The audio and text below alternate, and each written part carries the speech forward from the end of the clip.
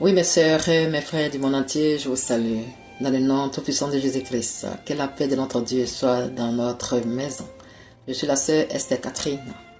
Aujourd'hui, nous allons commencer un nouveau thème avec une question. Qui veux-tu être, mon frère et ma sœur? Une personne esclave de la pitié et le secours éphémère des hommes? Ou une personne libre et utile au Saint-Esprit pour donner gloire à Dieu et vivre une vie épanouie et bénie spirituellement? À toi de faire ton choix. Mais toutefois, je me permets de te conseiller, mon frère et ma sœur, de choisir la deuxième question et d'y répondre favorablement. Car s'appuyer constamment sur l'aide de l'homme, c'est comme mettre un bandeau sur tes yeux et marcher vers une falaise. Résultat de course, tu te détruiras simplement toi-même. Car de la même manière que tu nais et que tu meurs, c'est de la même manière que tout ce que t'offre la vie et les gens ici-bas prennent fin un jour. Raison pour laquelle nous les enfants de Dieu, nous sommes plus que heureux car notre vie continuera après la mort. Puisque nous sommes fils et filles du Dieu créateur, le Seigneur Jésus-Christ. Ressuscité, qui nous a ressuscité avec lui et qui nous a accordé la vie éternelle. Alors, quel que soit ton handicap, qu'il soit social, personnel, sanitaire ou même spirituel, la seule personne vers laquelle tu dois lever les yeux et saisir la main qu'elle te tend pour te sortir définitivement de ta situation critique, c'est le Seigneur Jésus-Christ. Pour cela, il va falloir le regarder avec foi et accepter de te mettre debout et de marcher.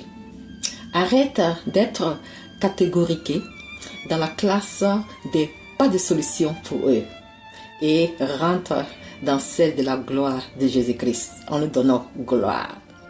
Le Dieu de l'impossibilité qui a restauré cet homme handicapé depuis plus de 40 ans dans le livre des Actes des Apôtres que nous allons lire au chapitre 3, le verset 1 à 9.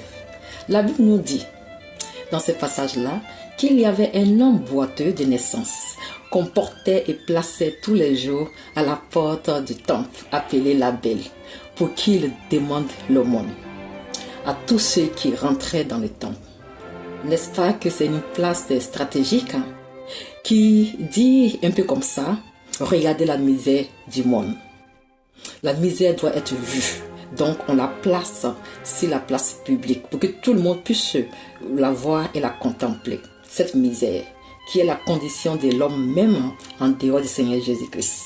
Ce boiteux aussi représente aussi une personne qui vit une vie de stagnation, qui se laisse écraser par les événements, les situations et les épreuves et qui se plaît dans sa condition, en dépendant des autres et en attirant vers elle la pitié.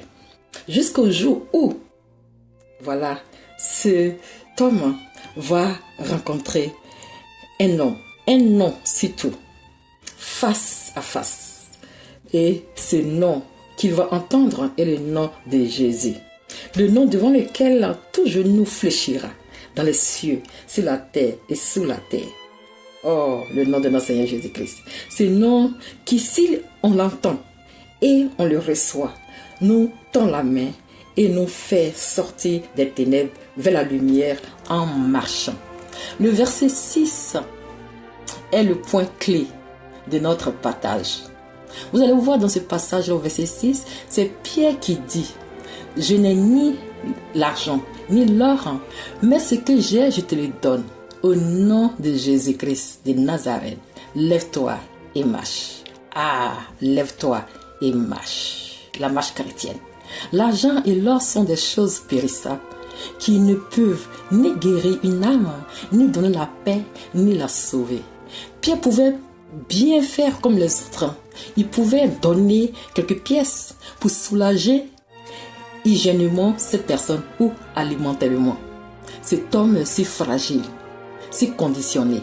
Mais ça aurait été une aide temporaire. Et ce n'était pas le but que Pierre recherchait.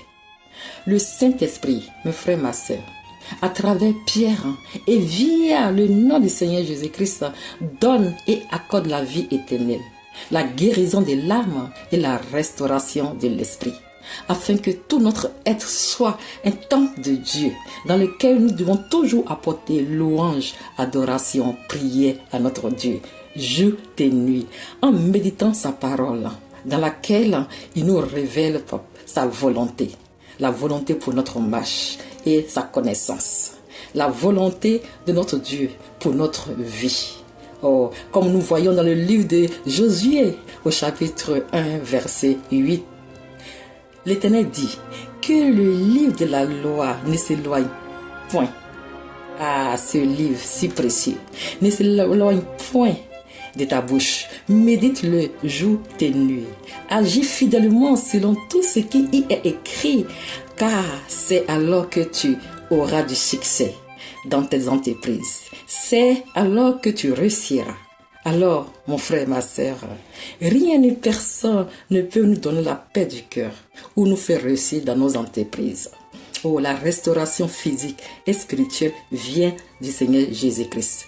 Alors, voilà la main que Pierre tend à cet homme, la main droite.